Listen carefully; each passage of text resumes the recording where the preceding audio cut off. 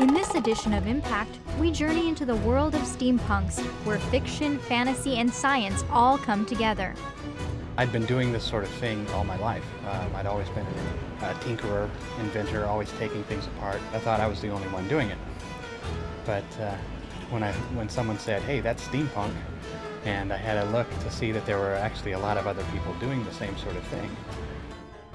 Then we examine a martial art that is rooted in samurai tradition. We look at Kendo as an art form.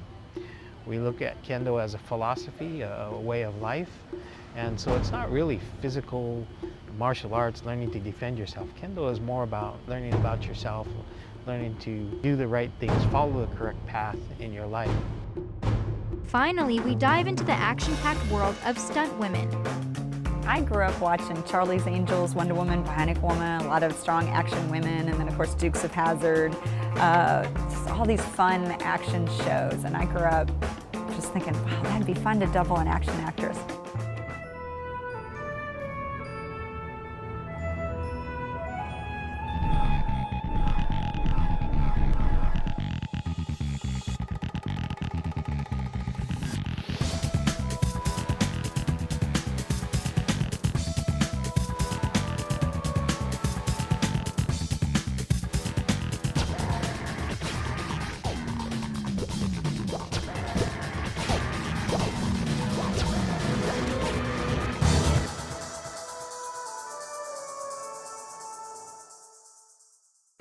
Welcome to Impact. I'm Jessica Flores. This episode takes a look at some ways our rich cultural diversity and the arts come together. In our first story, we look at a group of people who blend science fiction technology and Victorian sensibilities in their everyday lives. They call themselves steampunks.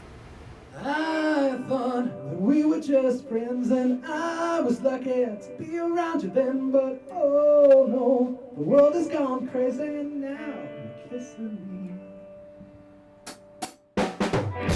I'd been doing this sort of thing all my life. I'd always been a tinkerer, inventor, always taking things apart. I didn't actually have a name for it, and it was one of these things that I didn't really push very publicly, because I thought I was the only one doing it. But when someone said, "Hey, that's steampunk," and I had a look to see that there were actually a lot of other people doing the same sort of thing, I just kind of let it fly after that. I sort of discovered steampunk about 5 years ago in college. I was always really into Victorian Era stuff, and I owned top hats and goggles, and some of my friends said, "Oh, so you're steampunk?" And I was like, "What's that? There's a name for this? There are other people that are obsessed with these things too? All right, cool." Steampunk subculture salutes the aesthetic and technology of the Victorian period. It attracts musicians, artists, and history buffs who fashion their clothes and accessories based on late 19th century styles. Steampunks say it's what the past would look like if the future had happened sooner. Steampunk is Victorian era science fiction, so we're looking at things like Jules Verne and H.G. Wells and all these writers who just had these fantastic visions of what the future could be like, or alternate versions of their own reality. We're not only obsessed enough with the Victorian era to create a whole lifestyle around it, we've actually created two. We'd see goths as emerging from the fantasy horror genres of the Victorian era, and steampunk is emerging from the science fiction elements of that era. It's an exciting theme to play with, and just the brass and leather and gears and mechanics. My best example is Doc Brown from the third Back to the Future. Doc Brown is my muse for steampunk. The whole idea of a modern man with the science and technology he has, but with the tools and materials of the late 1800s. People enter the movement from all types of subcultures. I used to hang out in the goth scene. I really loved the Victorian aspect of it. I never went for the PVC and the straps. It was always a different class. So when I found out that, hey, there's the steampunk thing, and I can have my Victorian look and I can have my iPhone, that's when I kind of fell in love. The idea of steampunk we can trace back at least as early as the 1960s. Science fiction writers were exploring what an alternative timeline, starting with the Victorians, might look like.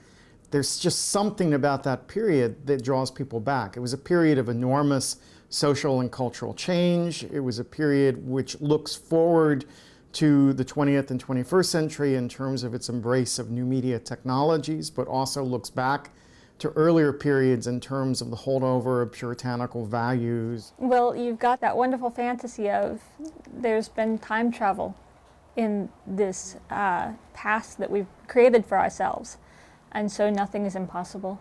Now, what's happened in recent years has been the movement of it from a genre to a lifestyle. We're performers and entertainers, and everything that we build has a story behind it. So we're not just building a chainsaw, a hand-cranked chainsaw, just for the sake of building one.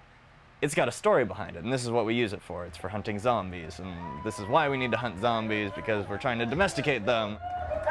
As I'm sure all of you can see from this demonstration, I've done specialty props and costume building for over 10 years, and it's something I love doing. I mean, I've always bragged about that I don't have to work because I love what I do. Andrew and Nick belong to a performance group called the League of Steam, which hosts live fantasy shows and art exhibits year-round. They build and design all the props and costumes themselves. Steampunk's given me an outlet to focus all that creative energy.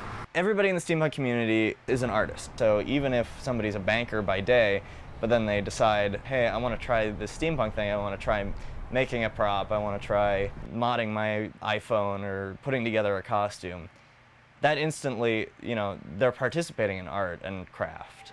Some steampunks find Victorian-inspired creativity through music. Anytime I was writing a song, it was always something I would see visually before I would actually hear how all of the pieces went together. I knew what type of emotion I wanted to create with the music so that it would portray this imagery, this feeling of adventure.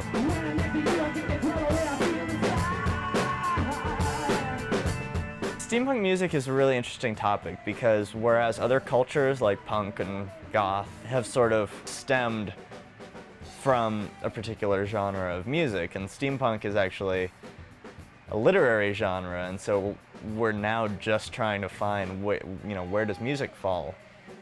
It's a wide open palette. It's just like the clothing. There's so many different ways to dress steampunk, or ways to fashion a watch or create an item or anything like that. But with the music, if it sounds really big and adventurous, then it's steampunk. So there's a kind of utopian imagination that goes on there of imagining a better time and place, primarily through elements of style. It's a perfect past. It's one that things were cut a little bit better. We can use zippers, synthetic fabrics. We can feasibly get dressed ourselves without needing indentured slaves. When I dress steampunk, I like all the fantastic technology, which may seem very utopian, but I still, cover myself in soot and age my clothes and have little, frayed ends on my cuffs and everything. I've seen many people go very dystopian with it, with tattered rags and almost a Charles Dickens look. They've got weapons, they've got shrapnel and wounds and mechanical arms where theirs had been blown off in sort of this fantasy war that they'd been in. So this is my handheld flame device, primarily used for mummy hunting in the League of Steam. Since mummies are very dry and brittle, we can burn off their wrappings and get to the source. So turn on the pilot there, propane tank.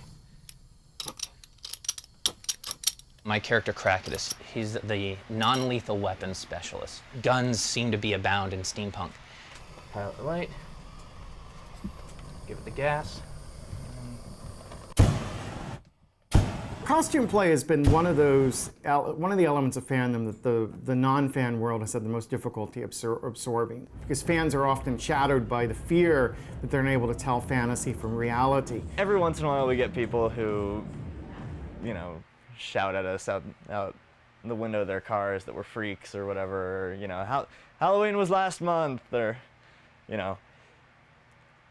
But overall, people are just amazed at what we do. Play with identity is a fundamental part of human culture. It's an excuse to dress up in stuff that's really nice. Victorian era had such gorgeous stuff. I mean, the ladies were wearing corsets and huge flowing gowns, and You know, so there's just so much finery that one can adorn themselves with, rather than just the usual, sort of thing. It's pretty easy to grab it and jump into it. The harder part is fashioning your own stuff and having to figure it out.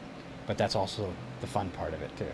But as steampunk subculture grows more popular, some worry how that might affect its authenticity. This year, Halloween costume shops sold prepackaged steampunk outfits, a departure from the do-it-yourself mentality of the movement. It's going to be really interesting to see where it heads. I know that personally I hope that it sort of takes off, but at the same time there's definitely a resistance in the community to having it become mainstream. That sort of takes the punk out of the steampunk. It's no longer counterculture necessarily if it becomes super consumerized, but at the same time we still love the aesthetic, and if there's cool stuff in the aesthetic, like, we'll be happy.